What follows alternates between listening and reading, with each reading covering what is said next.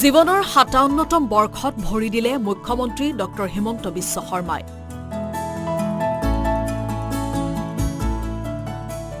মাজনিশা মুখ্যমন্ত্ৰীক শুভেচ্ছা দিবলৈ হাজাৰ হাজাৰ অনুৰাগী। পুৱাই কামাখ্যাত সেৱা কৰি ওলাল ব্যস্ত কাৰ্যসূচীৰে। জীৱনৰ ৫৬টা বসন্ত অতিক্ৰম কৰি ৫৭তম বৰ্ষটোত ভৰি দিলে মুখ্যমন্ত্ৰী হিমন্ত বিশ্ব শৰ্মাই। উপজা দিনত মুখ্যমন্ত্ৰীক শুভেচ্ছা জনাবলৈ দিছপুৰত তেওঁৰ বাসগৃহলৈ আহিল হাজাৰ হাজাৰ অনুৰাগী। আন দিনাৰ দৰে নাছিল মিনিষ্টাৰ্ছ কলনীত কটকটীয়া নিৰাপত্তা। সকলোৰে বাবে খুলি দিয়া হ'ল দুৱাৰ। পৰিয়াল আৰু একাংশ অনুৰাগীৰ সৈতে মুখ্যমন্ত্ৰীয়ে কেক কাটি উদযাপন কৰিলে জন্মদিন। বিভিন্নজনে মুখ্যমন্ত্ৰীক দিলে উপহাৰ। কলম, কিতাপ, গামোচাৰে ভৰি পৰিল মুখ্যমন্ত্ৰীৰ চৰকাৰী আৱাস। এজন এজনকৈ সকলো আহিল মুখ্যমন্ত্ৰীৰ কাষলৈ। শুভেচ্ছা জনালে, চেলফি ললে। উপজা দিনত মুখ্যমন্ত্ৰীয়ে ঘোষণা কৰিলে এইটো বছৰৰ বাবে তেওঁৰ সংকল্প। এইবাৰ বোলে মুখ্যমন্ত্ৰী হ'ব সম্পূৰ্ণ স্বাৰ্থপৰ।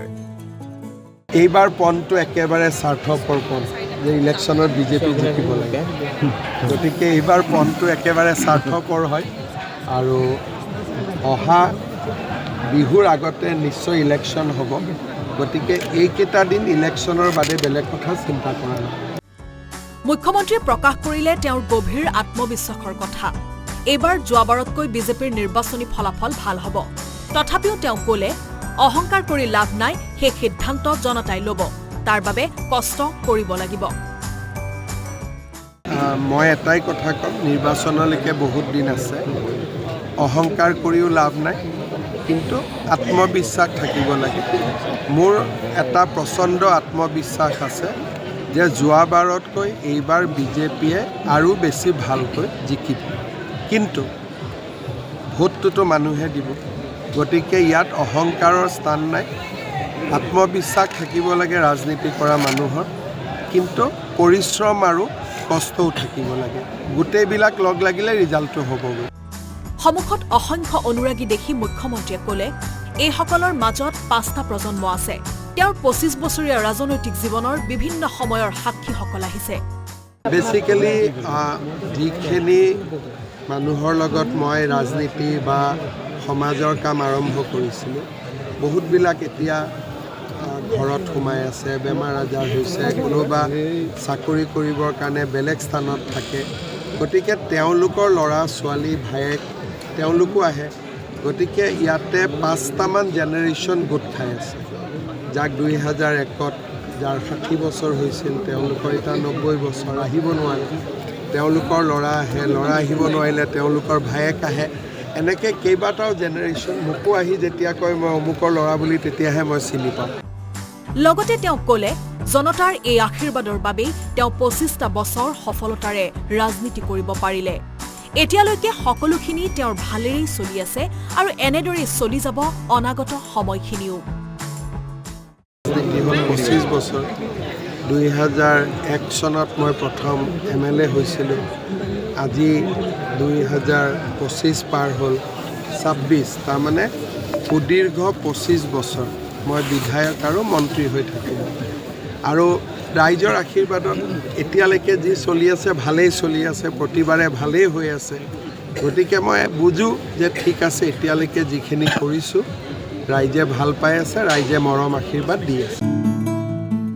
সাংবাদিকে প্ৰশ্ন কৰিলে, আপোনাক বহুতে দেশৰ প্ৰধানমন্ত্ৰীৰ আসনতো চাব বিচাৰে। ৰাষ্ট্ৰীয় ৰাজনীতিৰ প্ৰতি আপোনাৰ আকাংক্ষা আছে নেকি? বহুত বেছি। প্ৰধানমন্ত্ৰী হ'লে ভাৰতৰ কাম কৰিব লাগিব, গৃহমন্ত্ৰী হ'লে ভাৰতৰ কাম কৰিব লাগিব। কিন্তু মই ভাবোঁ যে অসমত কাম কৰাৰ বাবে আটাইতকৈ ডাঙৰ প্ৰয়োজনীয়তা আছে। ভাৰতৰ ৰাজনীতি কৰিবৰ কাৰণে বহুত মানুহ আছে, কিন্তু অসমৰ যিবিলাক সমস্যা আছে সেইবিলাক সমস্যা সমাধান কৰিবৰ কাৰণে মই ভাবোঁ যে আৰু 5টা বছৰ ৰাজ্যৰ ৰাজনীতিত থকাৰ মোৰ প্ৰয়োজনীয়তা আছে।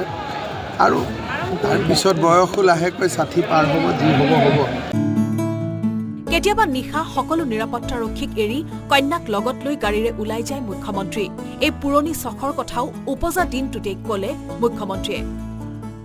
মোৰ কেতিয়াবা যদি মোৰ ঘৰত ছোৱালীজনী থাকে, তাইৰ লগত ৰাতি মই কেতিয়াবা গাড়ীখন লৈ ওলাই যাওঁ। আৰু এইটো এটা মোৰ হবিয়ে আছে যে অকলে থাকিলে মই নোলাওঁ, কিন্তু তাই যেতিয়া গুৱাহাটীলৈকে আহে তেতিয়া তাইক কাষত বহাই পেলাই মই গাড়ী দি গুৱাহাটীত এক পাক মাৰোঁ। কেতিয়াবা এয়াৰপৰ্ট যাওঁ, কেতিয়াবা আমিনগাঁও যাওঁ, কেতিয়াবা শুৱালকুছিলৈকেও যাওঁ, কেতিয়াবা বেজেৰালৈকে যাওঁ। এনেকৈ ৰাতি ঘূৰি ফুৰি থাকোঁ। যদি ছোৱালীজনী আহে, যদি মই অকলে থাকোঁ মই নোলাওঁ। লগতে ক'লে তেওঁৰ টোপনিৰ কথাও।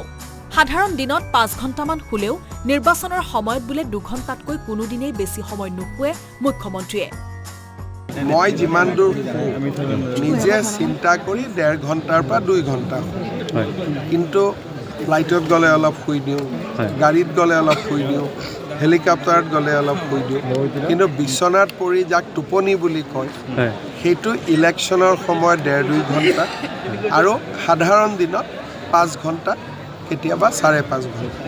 কিন্তু যোৱা আগষ্ট মাহৰ পৰা মই নাভাবোঁ যে মই 2 ঘণ্টাতকৈ বেছি শুইছোঁ। দেওবাৰৰ পুৱাই মুখ্যমন্ত্ৰী নীলাচল পাহাৰলৈ গ'ল মা কামাখ্যাৰ আশীষ ল'বলৈ। তাতো অনেক অনুৰাগীয়ে শুভেচ্ছা জনালে মুখ্যমন্ত্ৰীক। সাংবাদিকৰ আগত প্ৰকাশ কৰিলে আৰম্ভ হোৱা তেওঁৰ জীৱনৰ নতুন বছৰটোৰ পৰিকল্পনাৰ কথা। জন্মদিন মানে এটা বছৰ বাঢ়ি যায়, জীৱনত মেচিউৰিটি আহে, আগত কৰা ভুলবোৰ সংশোধন, নতুন কৰি আগৰ জীৱনটো, বাকী থকা জীৱনটো আৰু বেছি ভাল কৰি পাৰ হওক, কাম কৰিব পাৰোঁ, তেনেকৈ মনত বহুত চিন্তাই আহে জন্মদিনৰ দিনটোত। বিশেষকৈ যেতিয়া ৰাইজৰ মৰম দেখোঁ, ৰাইজৰ আশীৰ্বাদ দেখোঁ, তেতিয়া মনত এটা সাহসো পাওঁ, আত্মবিশ্বাসো পাওঁ। কামাখ্যাত সেৱা কৰাৰ পিছতেই মুখ্যমন্ত্ৰীয়ে দেওবাৰে জন্মদিনৰ দিনটোত আৰম্ভ কৰিলে তেওঁৰ ব্যস্ত দিনটোৰ কৰ্মসূচী। কেইবাটাও প্ৰকল্পৰ শুভাৰম্ভ আৰু গোৱালপাৰাত মহিলা উদ্যমিতা আঁচনিৰ ধন বিতৰণৰ কাৰ্যসূচী। ব্যুৰো ৰিপৰ্ট, আছাম টক্স।